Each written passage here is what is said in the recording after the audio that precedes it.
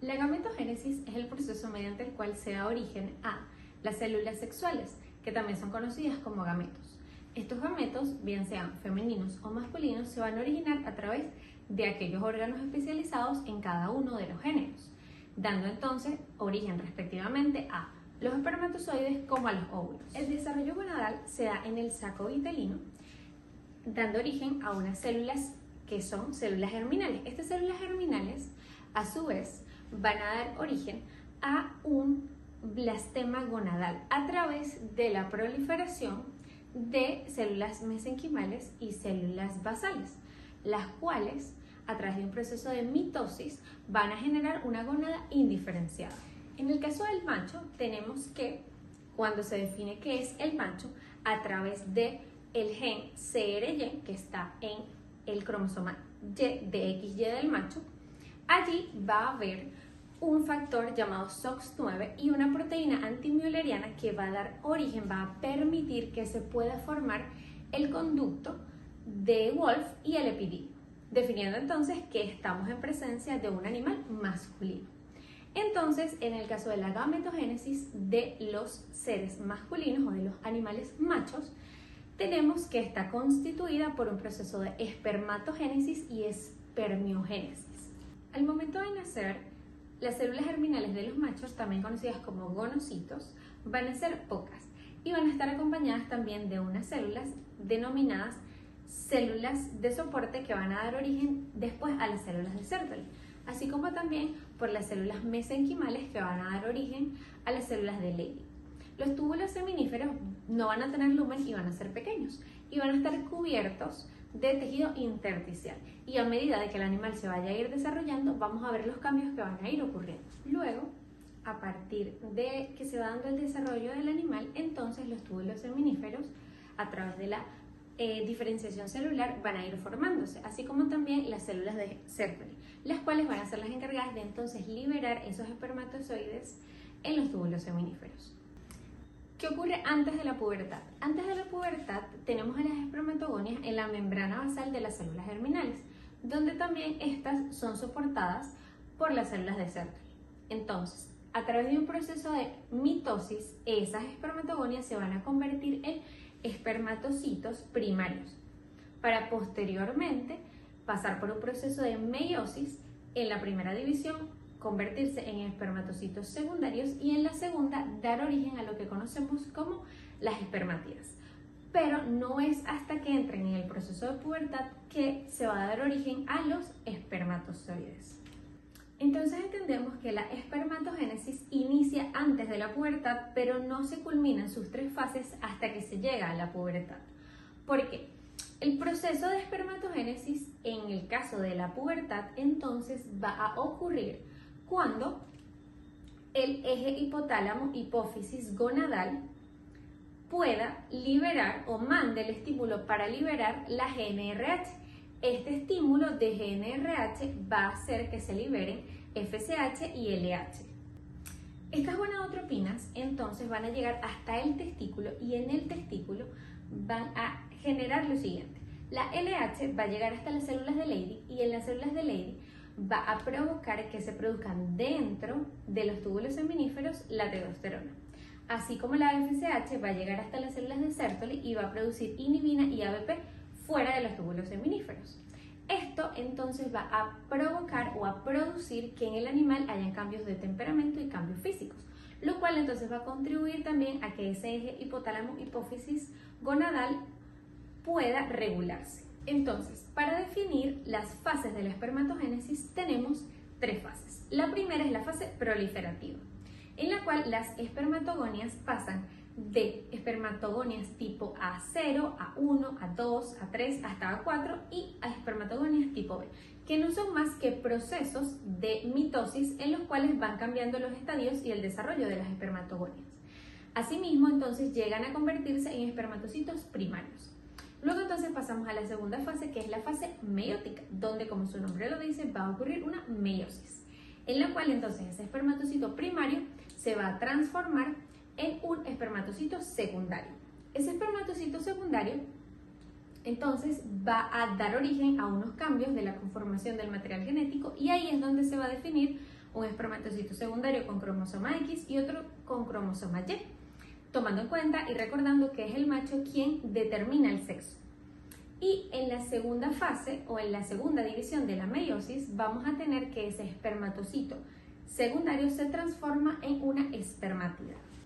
La tercera y última fase, que es la fase de diferenciación o espermiogénica, es la fase entonces en la cual las espermátidas se van a transformar en un espermatozoide completamente capacitado estructuralmente para fecundar a un óvulo. Este proceso va a ocurrir cuando la espermátida entra en contacto con el citoplasma de las células de Sertoli y ahí empieza la constitución o el cambio conformacional de la espermátida a transformarse en un espermatozoide, conformando su acrosoma o capuchón, su cuello y su cola. Entonces todo el proceso de espermatogénesis va a estar regulado por ese eje hipotálamo hipófisis gonadal, tanto antes como durante y después de la pubertad hasta llegar a la madurez sexual del animal. Por lo tanto, ¿qué va a ocurrir? La liberación de ABP e inhibina van a contribuir a que se inhiba la producción de FSH y se ayude a la producción de la LH. Y la LH a su vez entonces va a producir la testosterona, que va a ser la encargada de la restauración y el mantenimiento de todo este proceso de espermatomiogénesis. En la hembra, el proceso de gametogénesis es llamado ovogénesis. Este inicia a partir de la etapa fetal y culmina en la fertilización. Realmente se inicia a partir de las células germinales primordiales, las cuales migran desde el saco vitelino hasta la cresta genital y logran colonizar las gónadas. Estas células logran conectarse unas a otras mediante puentes intercelulares y finalmente se diferencian en ovogonias. Estas ovogonias se dividen mediante la división mitótica muchísimas veces, con el propósito de crear un reservorio celular durante la vida fetal. En esta división comienza la fase proliferativa. Va a haber un aumento del citoplasma, una duplicación del material genético, el cual es alineado y anclado para formar el nuevo núcleo y el citoplasma de la nueva célula. De esta división, es decir, de una ovogonia, se obtienen dos células hijas totalmente iguales a la de la madre.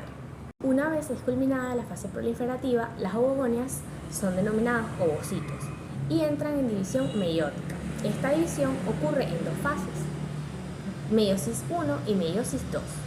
Durante la meiosis 1, el ovocito recombina su material genético durante la profase y esto da como resultado una célula diploide 2N. Durante la meiosis 2, el ovocito diploide 2N, resultado de la primera división meiótica, divide su material genético a la mitad, de lo cual se obtiene una célula diploide 1N. La última parte de la maduración del ovocito tiene lugar durante la fertilización. Entonces, el ovocito resulta en una sola célula con la mitad del material genético, ya que el resto del material genético lo expulsa en cuerpos polares. Entonces, durante cada división celular meiótica, en lugar de obtener dos células, se obtiene un ovocito con un cuerpo polar. Esto con diferencia a la espermatogénesis. El proceso de la meiosis se detiene en dos ocasiones. La primera ocurre durante la profase 1 de la primera división meiótica y termina al iniciarse la pubertad. Lo que nos indica el reinicio de la división meiótica es la ruptura de la vesícula germinal. Durante esta etapa se le denomina vesícula germinal al pronúcleo condensado, por lo que la ruptura significa la liberación del ADN para ser distribuido en dos células. La segunda pausa tiene lugar durante la metafase 2 de la meiosis 2, después de la ovulación, y termina con la fertilización, por lo que se puede decir que el espermatozoide reactiva el ovocito. El ovocito lo vamos a encontrar rodeado de células de cúmulus, granulosa y de la teca, dentro de estructuras denominadas folículos, por lo que entonces podemos decir que la foliculogénesis es un subproceso de la ovogénesis. Entonces vamos a ver que van a existir folículos primarios, secundarios, terciarios y por último el folículo preovulatorio. En el folículo primario vamos a verlo con varias capas de célula de la granulosa. El folículo secundario lo vamos a observar con células de la teca. Y en el terciario se forma un antro folicular que contiene líquido secretado por las células de la granulosa. Y en el folículo preovulatorio lo vamos a ver que posee receptores de LH o de hormona luteinizante en las células de la granulosa. En este subproceso de la foliculogénesis podemos observar que hay una etapa independiente de gonadotropinas y la etapa tónica o folículos dependientes de gonadotropinas, como la hormona folículo estimulante y la hormona luteinizante. Los ovocitos logran regular la función de las gonadotropinas dentro del folículo. Entonces, para que se lleve a cabo un desarrollo folicular, debe haber un ovocito maduro y una buena secreción de gonadotropinas. Una vez el folículo alcanza su estado preovulatorio y hay un pico de LH, este logra captarlo mediante sus receptores y logran reducir su proliferación, mientras que también ocurre una vasoconstricción en los vasos sanguíneos de la teca. Esto genera un estigma que lleva a cabo la ovulación. Una vez que ocurre esto, el ovocito debe ser fertilizado para continuar con la segunda división meiótica.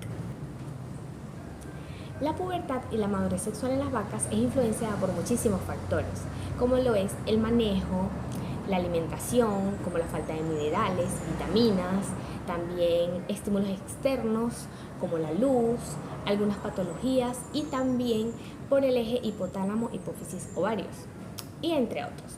Generalmente la pubertad comienza entre los 9 y 12 meses de edad, en donde alcanza un desarrollo fisiológico continuo que involucra cambios tanto en el plano reproductivo, desde el sistema nervioso central a las gónadas, y también en un buen desarrollo de los órganos genitales. Antes de la pubertad, el organismo posee un alto contenido de gonadotropinas, pero sus valores circulantes son bajos. A medida que se acerca a la pubertad, se observa un aumento en la concentración de gonadotropinas circulantes. Una hembra que llega a la pubertad está fisiológicamente en capacidad de reproducirse. Sin embargo, no debería hacerlo hasta tanto no haya alcanzado la madurez sexual. Y de esto hablaríamos de la edad propicia según la raza y del peso. Entonces, el inicio endocrino de la pubertad comienza en el primer pico preovulatorio de la hormona luteinizante, así como lo comenté antes. El ovario de las terneras prepuberales contienen folículos en crecimiento. Estos experimentan atresia, regresan y finalmente desaparecen para ser sustituidos por otros que crecen pero regresan también. Este ciclo regresivo se prolonga hasta la llegada de la pubertad, en donde los folículos progresan hasta la etapa del folículo preovulatorio y posteriormente ocurre la ovulación y un desarrollo del cuerpo lúteo, para que así el folículo esté óptimo para la fertilización.